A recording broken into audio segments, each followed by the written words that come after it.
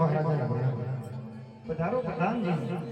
અરે હા મહારાજ, અત્યારે મને રાજ દરબારમાં શા માટે બોલાવો મહારાજ? અરે હા હીરા, આજ બોલાવવાનું એક જ કારણ, ઘણો સમય વીતી ગયો.